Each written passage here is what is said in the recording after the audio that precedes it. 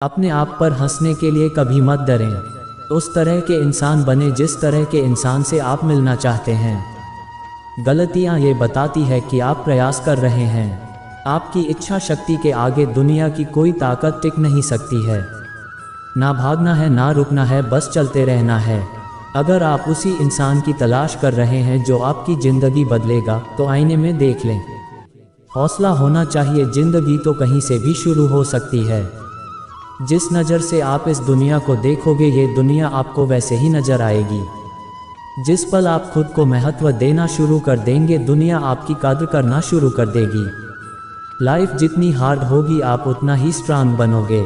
खुशी आपको तब ही मिलती है जब आप जो सोचते हैं, जो कहते हैं और जो करते हैं उसमें समानता हो। जिस पल के लिए आप खुश हो जाओ, वही पल आपका जीवन है। खुश रहने का रहस्य स्वतंत्रता है, और स्वतंत्रता का रहस्य साहस है। सबसे बड़ी खुशी जो आपको मिल सकती है, वह है ये जानना कि असल में आपको खुशी की ज़रूरत ही नहीं है। दुनिया असाधारण खुशी तलाशते लोगों से भरी हुई है, जबकि वे संतोष को महत्व नहीं देते। जो है उसे स्वीकार करने की क्रिया खुशी है। दुनिया में सबसे ज़्यादा खुश व्यक्ति वो है जो अपनी खुशी से ज़्यादा दूसरों की खुशी को बढ़ावा देता हो। ज़्यादातर लोग जीवन में उतने ही खुश रह पाते हैं जितना वह अपने दिमाग तय कर लेते हैं।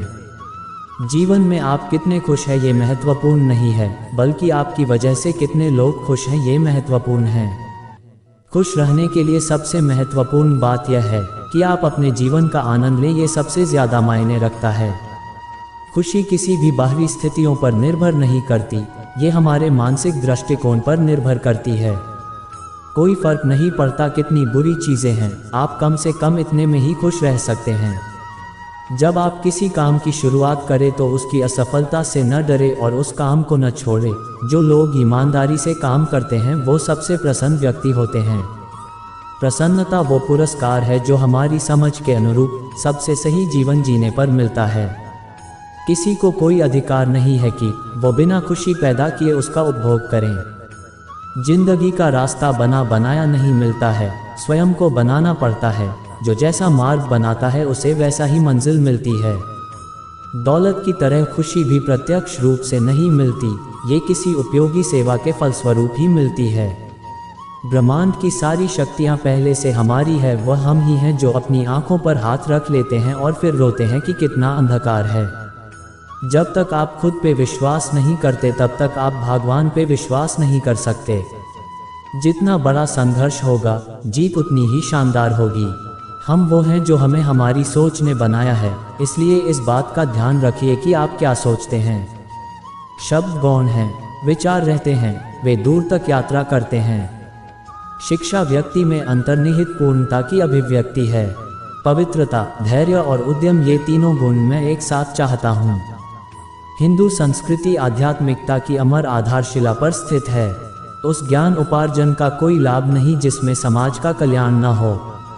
उस व्यक्ति ने अमरत्व प्राप्त कर लिया है जो किसी सांसारिक वस्तु से व्याकुल नहीं होता।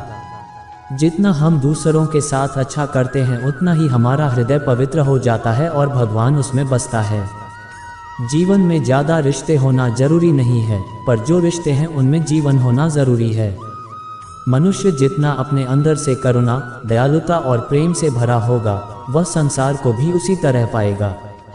एक पुस्तकालय महान व्यायामशाला है जहां हम अपने मन को मजबूत बनाने के लिए जाते हैं। जब कोई विचार अनन्य रूप से मस्तिष्क पर अधिकार कर लेता है, तब वह वास्तविक भौतिक या मानसिक अवस्था में परिवर्तित हो जाता है।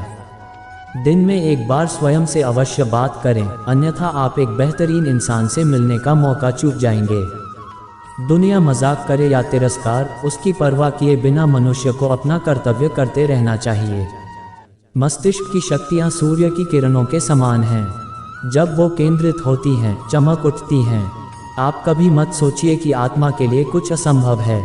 ऐसा सोचना सबसे बड़ा अधर्म है। अगर कोई पाप है तो वो ये कहना है कि तुम निर्बल हो या अन्य निर्बल हैं। जय श्री कृष्णा। जब आप बहाने बनाते हैं तो किसी और को नहीं बल्कि आप स्वयं को धोखा देते हैं और अपनी सफलता को अपने से दूर करते जाते हैं।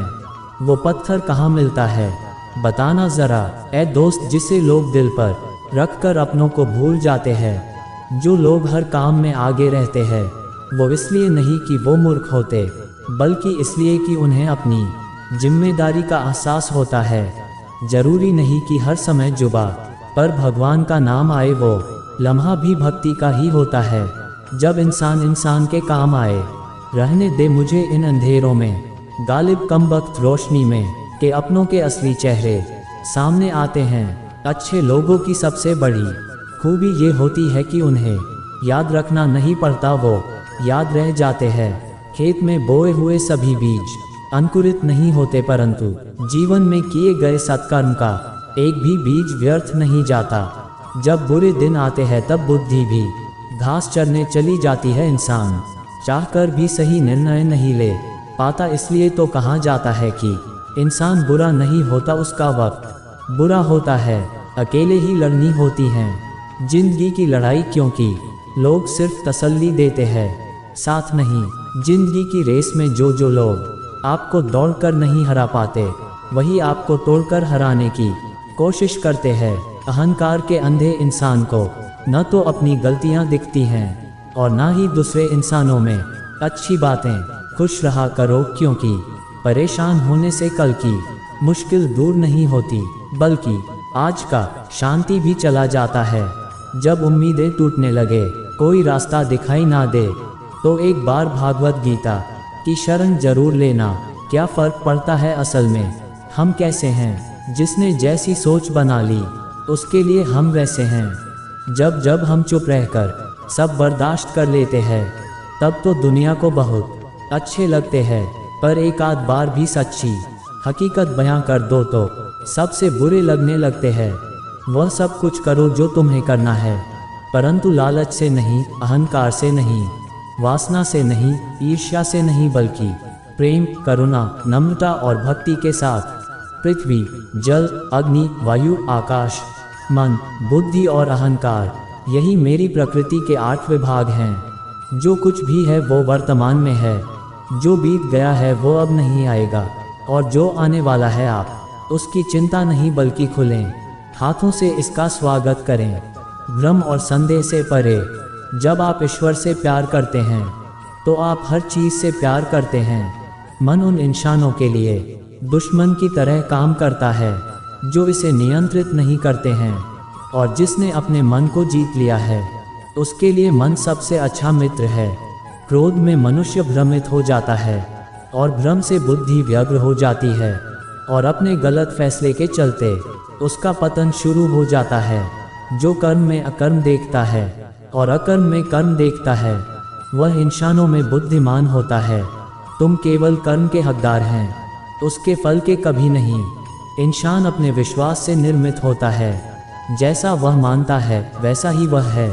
आत्मा विनाश से परे है, कोई भी उस आत्मा का अंत नहीं कर सकता जो अनंत है। ये कहानी है एक गरीब पिता और उसकी बेटी की। एक बार वह गरीब व्यक्ति अपनी बेटी को उसके स्कूल से लेकर शहर के एक महंगे होटल में पहुंचा। उस व्यक्ति ने फटे पुराने कपड़े पहने हुए थे और उसकी बेटी स्कूल की ड्रेस पहनी हुई थी। जब दोनों होटल के अंदर पहुंचे तो वेटर पूछा, सर आप क्या खाना पसंद करेंगे, आप अपना ऑर्डर बता दीजिए। तब उस व्यक्ति ने कहा कि आप मेरे बेटी के लिए 1 प्लेट पाव भाजी लेकर के आ जाइए बस।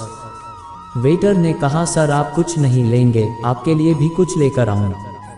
तो गरीब व्यक्ति ने कहा, मेरे लिए कुछ नहीं, आज मेरी बेटी के लिए पार्टी है। मैंने इससे वादा किया था कि अगर तुम इस जिले में 10th क्लास में टॉप करोगी तो तुम्हें मैं सबसे महंगे होटल में पार्टी दूंगा, तो आप सिर्फ बच्चे के लिए पाव भाजी ले आइए। वेटर ये बात सुनते ही दौड़कर अपने मालिक के पास गया और बोला कि सर आपसे एक छोटी सी रिक्वेस्ट है कि आप मेरी सैलरी से पैसा काट लेना, लेकिन आज मैं चाहता हूं कि उस बच्ची के साथ उसके पिता को भी 1 प्लेट पाव भाजी खिलाया जाए, क्योंकि उस बच्ची ने पूरे जिले में 10th क्लास में टॉप किया है। वह गरीब पिता है, ज़्यादा पैसे नहीं होंगे, इसलिए कह रहा है सिर्फ बच्ची के लिए ले आओ। होटल के मालिक ने जब ये बात सुनी तो मुस्कुराते हुए बोला, तुम उसके पिता के लिए भी पाव भाजी लेकर जाओ, उसके लिए भी लेकर जाओ, पैसे मत लेना, 4-5 पाव भाजी पैक करवा कर ले जाओ और 2-3 किलो मिठाई भी लेकर जाओ, और उनसे कहना ये पार्टी होटल की तरफ से है, आके मिठाई ले जाइए और जश्न मनाइए। जब वेटर ने 2 प्लेट पाव भाजी लेकर गया तो वह व्यक्ति चौंक गया और बोला, मैंने तो एक ही मंगाई थी, मेरे पास पैसे नहीं है। वेटर बोला, अरे सर शर्मिंदा मत कीजिए, ये पार्टी होटल की तरफ से है, आपकी बेटी, हमारी बेटी ने टॉप किया है, ये मिठाइयाँ लेकर जाइए और जश्न मनाइए। पिता और बेटी खुश हो गए और चले गए।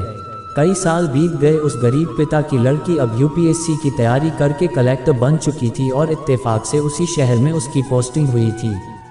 उस लड़की ने उस होटल में सूचना पहुंचा दी कि मैं उस होटल में लंच करने के लिए आ रही हूं। होटल के मालिक ने जब ये सुना तो होटल को पूरी तरह से सजावा दिया। गांव में ये बात पूरी तरह से फैल गई और कस्बे के सभी लोग उन्हें देखने के लिए आने लगे।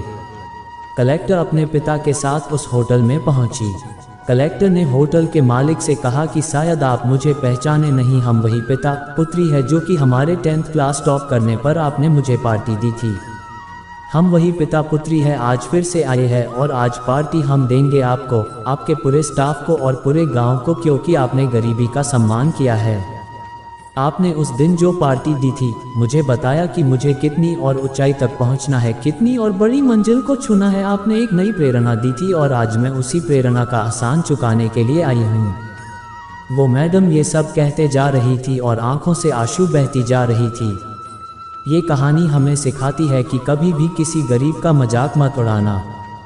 हो सके तो उसकी मदद करना और अगर मदद ना कर सको तो उसका मजाक मत उड़ाना, क्योंकि वो सब देख रहा है। बनना है तो उसकी नज़र में अच्छा बनिए। जहाँ भी रहिए कर दिखाइए कुछ ऐसा कि दुनिया करनी चाहे आपके जैसा।